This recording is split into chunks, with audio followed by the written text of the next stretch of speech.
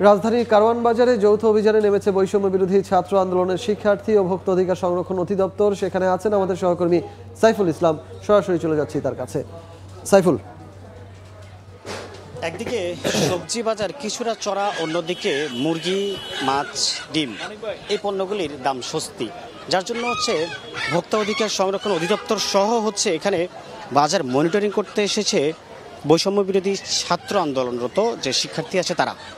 তবে এখানে যে একটি কথা শুনতে পেলাম আমরা, বা যে একটি প্রমাণ মিলল, যার কারণে 50,000 টাকা জরিমানা করা হয়েছে মরা মুরগির বিষয়টি।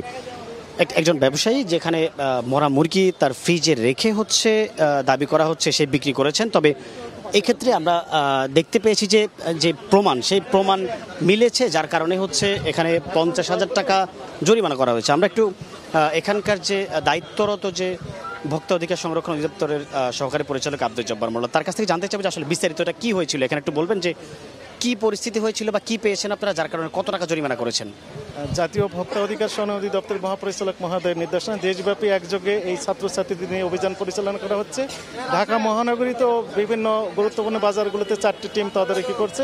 কারওয়ান বাজারের কিচেন মার্কেটে এসে আমরা যেটি দেখলাম যে এই আল্লাহদান চিকেন হাউসে 183 টাকা এবং 195 টাকা দুই রিসিট আমরা দেখলাম যে সোনালী মুরগি ক্রয় করেছেন, কিন্তু বিক্রি করছেন দেখলাম 260 টাকা, যেটি অনৈতিক, অর্থাৎ অতিরিক্ত লাভের যে প্রবণতা সেটি আমরা খেয়াল করলাম। একই সাথে আমরা দেখলাম এখানে একটা ফ্রিজ রয়েছে, তো ফ্রিজে কি রয়েছে জিজ্ঞাসাবাদ করতে বলেন মুরগি রয়েছে। মুরগিগুলো কোথা থেকে পেয়েছেন, কেন মুরগি রেখেছেন? ওনারা একজন বলছেন যে মুরগিগুলো দুর্বল হয়ে যায় সেগুলো ওনারা প্রসেস করে ফ্রিজে রেখেছেন।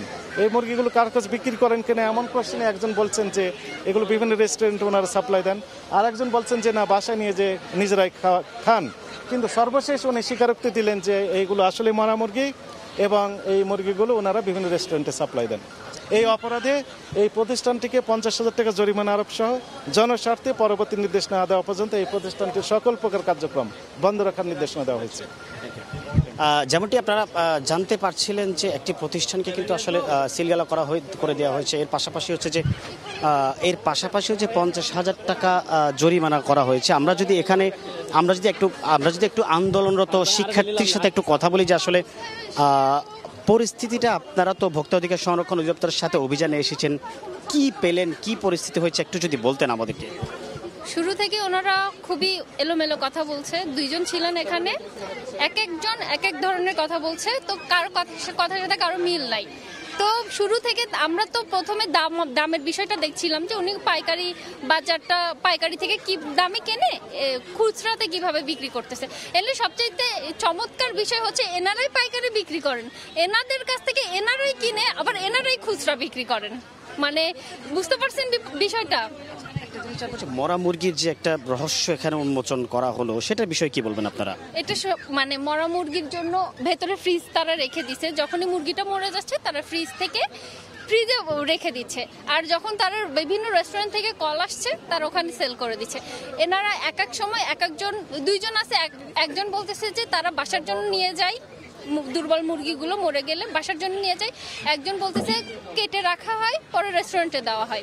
আপনারা তো বৈষম্য বিরোধী ছাত্র আন্দোলনের শিক্ষার্থী, একটা জিনিস জানবো যে এইরকম কর্মকাণ্ডের সাথে যারা জড়িত তাদের কি কোনো রকম আভাস দিবেন কিনা, সতর্ক থাকার মতো কোনো আভাস দিবেন কিনা আপনারা?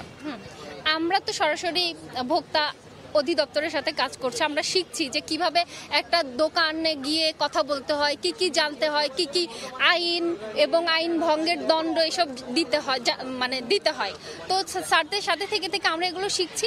আমরা সবাইকেই বলবো যে কোনো একটা দোকানে যাওয়ার পর প্রথমে আমরা যদি পাইকারি মার্কেটে যাই, পাইকারি তারা কিভাবে কত টাকা পাইকারি কিনতেছে সেই স্লিপগুলো দেখবো। তারা খুচরা কোথায় বিক্রি করতেছে তাদের তথ্য নিব। তারপর আমরা সেই খুচরা বিক্রেতার কাছে যাব, গিয়ে জিজ্ঞেস করব যে তারা কত দামে কত লাভে পাইকারি কত দামে খুচরা বিক্রি করতেছে। আভাস দিয়ে সতর্কতামূলক কোনো কিছু দিবেন কিনা অনিয়ম থেকে বের হয়ে থাকার ব্যবসায়ীদের? হ্যাঁ, অবশ্যই। আমরা সবাই এত পরিশ্রম করছি, এত কষ্ট করছি সতর্কতা দেওয়ার জন্যে, যে আপনারা যদি মনে করেন যে পূর্বের মতো আপনারা ব্যবসা করে যাবেন অনিয়মের মাধ্যমে, এটা হবে না। ধন্যবাদ আপনাকে। যেমনটি বলছিল যে আসলে ব্যবসায়ীরা যদি এত সতর্ক থাকে তাহলে কিন্তু সাধারণ মানুষ কিন্তু স্বস্তিতে থাকবে। আর সবচেয়ে বড় বিষয় হচ্ছে যে এরকম অসাধু ব্যবসায়ী বা হচ্ছে কারসাজির সাথে যারা জড়িত তাদেরকে বরাবরের মতো কিন্তু সতর্ক করা হচ্ছে। এই ছিল আমার কাছ থেকে রাজধানীর কারওয়ান বাজারের সর্বশেষ। রাজধানীর কারওয়ান বাজার থেকে আমাদের সঙ্গে যুক্ত হয়েছিলেন সহকর্মী সাইফুল ইসলাম।